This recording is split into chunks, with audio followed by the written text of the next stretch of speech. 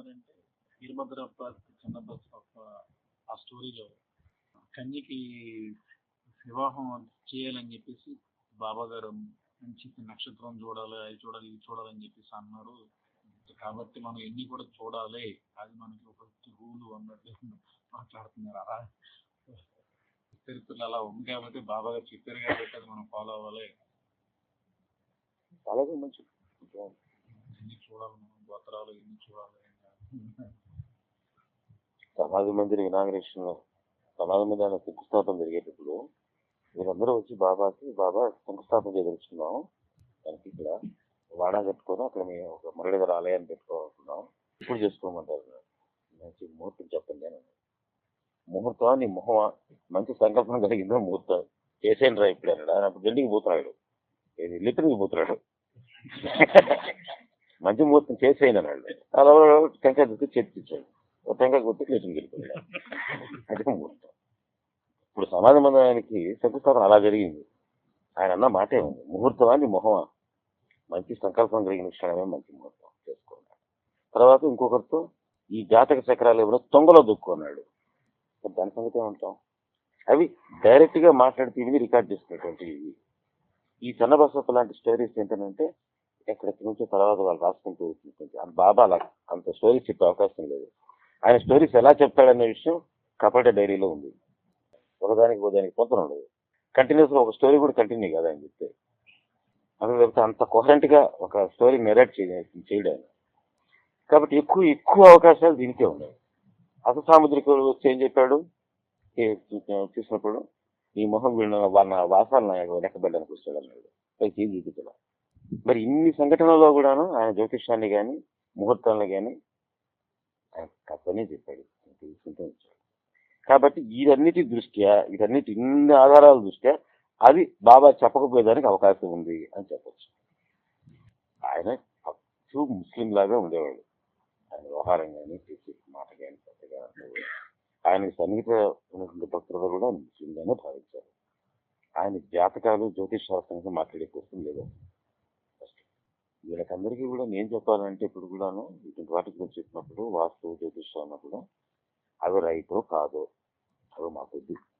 మా జీవితాలని నడిపించేటువంటి వాడు బాబా. నీ గ్రహాలు నేను చేస్తాయిరా అని బాబానే అన్నారు. నా శరీరాన్ని కోసం నీకు బిడ్డనిచ్చా, నీ గ్రహాలను నేనేం చేయగలవు. ఎవరైతే భక్తిగా ద్వారకామారి అడుగు పెడతారో వాడి కర్మ నశిస్తుంది, వాడి ప్రార్థన నశిస్తుంది అన్నాడు. ఇక నుంచి ఆ కంట్రోల్ అంతా నేను తీసుకుంటాను అన్నాడు. సద్గురువుని ఆశ్రయించినంత వరకే ఇక ఏమైనా సరే, సద్గురువుని ఆశ్రయించిన తర్వాత ఇంకా వాటి యొక్క ఇన్ఫ్లుయెన్స్ మన మీద ఏమీ ఉండదు. ఉండే ఇన్ఫ్లుయెన్స్ అంతా సద్గురువుకి ఇన్ఫ్లుయెన్స్ ఉంటుంది. కాబట్టి నేను సాయి భక్తుల్ని, నా జీవితాన్ని నియమించేటువంటిది బాబా. అందుకని నేను మిగతా వాటిని ఫాలో చేయండి. అది రైట్ కావచ్చు, తప్పు కావచ్చు, ఆ కాంట్రవర్సీ నాకు ఎందుకు.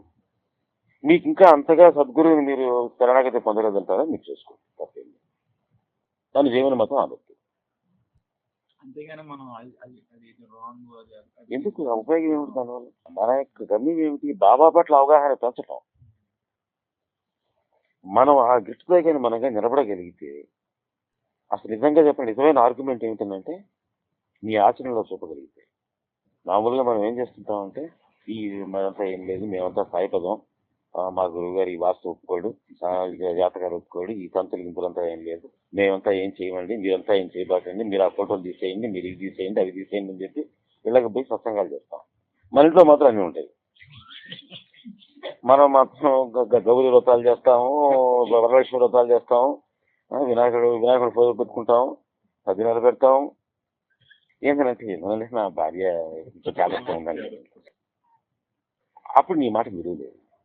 నువ్వు ఆచరించేటువంటిది నువ్వు ఫాలో చేసేటువంటి అదే పెద్ద ఆర్గ్యుమెంట్. ఎదుటివాడు ఆటోమేటిక్ ఇన్ఫ్లుయెన్స్. మనం చెప్పేటువంటిది మనం ఆచరించాలి. ముందు ఇంట్లో సరైన సత్సంగం చేసుకుని ఇంట్లో వాళ్ళకి సరైన అవగాహన ఇవ్వలేదు, ప్రపంచం మీద ఉద్ధరిస్తావా నువ్వు? ఒకవేళ మనలో ఎవరైనా అట్లా అంటుంటే ఇది అలా కాదని చెప్పి సమస్యండి. అంటే అడిగాను, సార్ని అడిగాను, అడిగితే ఆర్గ్యుమెంట్ వల్ల ఉపయోగం ఏమీ లేదు. ఎందుకంటే ఎవరి అభిప్రాయాలు వాడుకున్నాయి. ఆయన చెప్పేది నువ్వు తెలుసుకోవాలని నీకేం లేదు. నీ నీ పాయింట్ అతని మీద రుద్దాలి నువ్వు, ఆయన పాయింట్ నీ మీద రుద్దాలి నువ్వు. దీనివల్ల ఉపయోగం ఏమిటి? సత్సంగం అంటే ఒకరి అభిప్రాయాలు ఒకరి మీద రుద్దుకోవటం కాదు, అందరూ కలిసి ఒకదాన్ని గట్ట అవగాహన పెంచుకోవటం, అది సత్సంగం అవుతుంది. తప్పితే కూర్చొని డిస్కషన్లు చేసుకోవటం, వాదోపవాదాలు పెంచుకోవటం కాదు. బాబానే చెప్పున్నారు, దానికి నేను చెప్పాల్సిన అవసరం ఏం లేదు. వాదోపవాదాలతో పని లేదు, తర్కంతో శాస్త్రశకంతో పని లేదు, వంతులకు కీచులాటలకి పోవద్దు. ఇవి బాబా సూక్తులున్నాయి. మీరు బాబా భక్తులు అంటున్నారు కనుక అవి ఫాలో చేయండి. కూర్చొని నలుగురు కూర్చొని చేసేది గ్రూప్ డిస్కషన్ కాదు. డిస్కషన్ అంటే ఏం డిస్కషన్? అందరం కలిసి అవగాహన పెంచుతున్నాం. అభిప్రాయ భేదాలు ఏం లేవు. ఒకరికి ఎక్కువ తెలుసు, ఒకరికి తక్కువ తెలుసు. ఎక్కువ తెలిసినటువంటి వాడు తక్కువ వాడికి కాంప్లిమెంట్ చేస్తుంటాడు, వీడు వాడిని కాంప్లిమెంట్ చేస్తుంటాడు. అందరూ కలిసి ఒకరినొకరు కాంప్లిమెంట్ చేసుకుంటూ పోతాం. అది సత్సంగం. వాదనలు పెంచుకోవడం వల్ల ఉపయోగం ఏంటి? నేను చెప్తాను కదా, ఏదైనా ఒక పాయింట్ నిజంగా ఎస్టాబ్లిష్ కావాలంటే మనం ఆచరించాలి.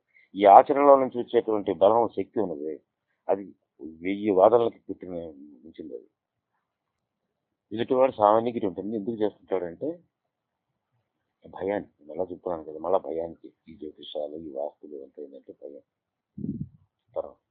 మన శక్తి మీద కానీ బాబా శక్తి మీద కానీ నమ్మకం లేక ఇక ఏవో కొన్ని శక్తులు ఉన్నాయి, ఈ ఎక్స్ట్రాక్టర్స్ వల్ల మనం ఏదో లాభం పొందాలా లేదా నష్టపడకుండా ఉండాలా అనే దాని మీద స్టార్ట్ అవ్వలేదు. ఇవన్నీ కూడా మనం ఎప్పుడైతే ఫాలో చేసి సరిగ్గా ఉంటున్నామో ఎదుటి వాడికి ధైర్యం కలుగుతుంది. ఏం కాలేదు కదా వాడికి.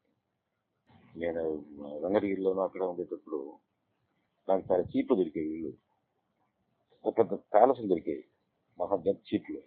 ఎందుకంటే అక్కడ ఎవరు చేయలేవాడు కాదు, దెయ్యాల కంపెనీ. ఆయన నాకు ఇచ్చేవాడు. నేను పోయి నేను బతికి బయటపడ్డాను కదా, ఏం లేదనుకుని ఆ తర్వాత మళ్ళీ వాటికి కళ వెళ్ళిపోతుంది. అందరూ పెద్ద పెద్ద రెంట్లు ఇచ్చి మళ్ళీ ముందు మన మీద ఎక్స్పెరిమెంట్ చేస్తారు. ఎక్స్పెరిమెంట్ చేయడానికి ఇష్టపడాలి. గోలో ఒక మందిరం ప్లాన్ చేస్తారు, గోల చేస్తున్నారు అందరూ. అదే ఎట్ట కడుతున్నారు అసలు ఆ రకంగా. ఇంతకంటే అన్యాయం ఇంకెక్కడైనా ఉంటుంది ఆ రకంగా కట్టడం. ఎవరన్నా ఈశాన్యంలో కట్టారా? ముందు ఎక్కడ ఎట్లా ఉంటుంది? మొత్తం ప్లాట్కి కంప్లీట్గా కొసాగా ఇంత కూడా 1 ఇంచు కూడా సైట్ ఇవ్వకుండా ఈశాన్యం కూడా కడుతున్నాం మందిరం మనం. ఈశాన్యం మరి అసలు కన్స్ట్రక్షన్ రావచ్చునా? బావికి మళ్ళీ యువతల వైపు కూడా వస్తుంది, అవతల వైపు కూడా కాదు, నైరుతిలో బావి ఉంది. అక్కడ ఆ రకంగా చూస్తే వాస్తవిక అంత కట్టి విరుద్ధమైనటువంటి కన్స్ట్రక్షన్ ఎక్కడ కనిపించదు మనకు, మన ఆంధ్రదేశంలోనే. ఏం పర్లేదు, కట్టుకోవచ్చు. ఆ సైట్కి మళ్ళీ అవతల వైపు కూడా కట్టుకోవచ్చు. నేను వాస్తుకి విరుద్ధంగా పోవాలని నేను చెప్పాల అక్కడ కట్టమని. నేను అసలు చెప్పేటప్పుడు ఇక్కడ కట్టుకోండి, ఒకసారి నాకు ప్లాన్ తీసుకొచ్చి అక్కడ కట్టమంటారు, ఇక్కడ కట్టుకోండి అన్నా. అది ఏ వైపునా అది ఈశాన్యం అని నేను నాకు అసలు ఆలోచన కూడా రాలా. అక్కడికి వాస్తుపట్ల ఆలోచన పోతుంది, వేరే విషయం. ఎందుకు చెప్పానంటే అది ఎవరైనా సరే టౌన్లో నుంచి వచ్చేటప్పుడు బాబాను దాటుకుని స్కూల్కి రావాలి. అది నా సెంటిమెంట్. అంటే ముందు బాబా కనిపించాలి వాళ్ళకి. బాబా మందిరాలను దాటుకొని స్కూల్కి రావాలి. మన ప్రేయర్ ఇంపార్టెన్స్ బాబా, స్కూల్ కాదు. అట్లా రావాలంటే అదే స్పాట్, అక్కడ ఇంకా వేరే స్పాట్ లేదు. వాస్తుకోసంగా పెట్టేది ముందు స్కూల్, తర్వాత బాబా మందిరం. సెకండ్ ప్రయారిటీ బాబాకి ఇచ్చే క్వశ్చనే లేదు. ఫస్ట్ ప్రయారిటీ మనకి బాబానే కావాలి. ఆ ప్రిన్సిపల్ నాకు ఇంపార్టెంట్.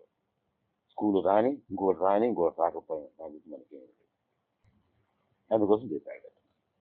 టౌన్లో ఎంటర్ అయ్యేటప్పుడు మన సైట్లో ఫస్ట్ అక్కడ స్టార్ట్ అవుతుంది. ఫస్ట్ మొట్టమొదటి బాబా ఉంది. అందరన్నా బాబాకి నమస్కారం చేసుకొని ఎంటర్ కావాలి. అంతకుముందు దాన్ని ఇంకా పరమార్థం, ఇదే పరమార్థం. ఆ తర్వాత వచ్చి సార్ టెంటాం అన్న. ఓహో అలా చేశారని నాకు తెలియకుండానైనా సరే మంచి దగ్గర చేసుకుంటున్నాను. బాబా దగ్గర వాస్తు విరుద్ధంగా వచ్చిందా మంచిదే కదా. కానీ నానాసాహెబ్ చంద్రకర్ బాబా దగ్గరికి వచ్చినప్పుడు, అంటే మనోడు చనిపోయిన తర్వాత, అల్లుడు చనిపోయిన తర్వాత ఆయన చాలా కాలం అందరికి రారుగారు. వచ్చిన తర్వాత బాబా గారు నువ్వు దీనికోసం నా దగ్గరికి రావక్కర్లేదని అంటారు కదా. సో బాబా అలా ఎందుకు అనాలి అంటే నీ కర్మను అనుభవించాలని చెప్పి చింతనాలు ఆయన ఎన్ని చేసినప్పుడు అది కూడా చేయొచ్చు, అట్లా ఎందుకని అన్నారు అన్నది సత్సంగంలో వచ్చింది. మామూలుగా ఓదార్చేటికి చాలా క్లోజ్గా ఉండేవాడు ఆయన. కష్టంలో ఉన్నాడు, కష్టం నుండి వచ్చినటువంటి వాడికి ఏం చెప్తాం? మామూలుగా ఓదార్చేట్టుగా ఓదార్చాడు. నాన్నగారు వచ్చిన వరకు తెలుసు. గురు కొంతకాలం ఉండింది ఆయన వయసులో ఉండేటువంటి ఏంటి కదా అని. కానీ ఎన్నో అనుభవాలు ఉన్నాయి. ఎన్నోసార్లు అనుకున్నట్టుగా ఆయన మార్చిన తర్వాత ఈసారి ఎందుకు మార్చలేదు ఆయన? ఆయనకి చేత కాదు, ఎందుకో చేయలేదు. ఎందుకు చేయలేదు మనకు తెలియదు. ఆ అమ్మాయికి ఉండేటువంటి కనెక్షన్ అయితే మనకు తెలియదు అన్నాడు. తర్వాత ఆయన మామూలుగా సహజంగా మామూలుగా మనకి కోపం ఉంటుంది కదా, బాబా నాకు ఎందుకు చేయలేదు అనేటువంటి మమకారం వల్ల వచ్చేటువంటి అలా ఎందుకు జరిగిందని 1000 రీజన్స్ ఉంటాయి. ఆ 1000 రీజన్స్ వాళ్ళకి చెప్తే అర్థమవుతుందా?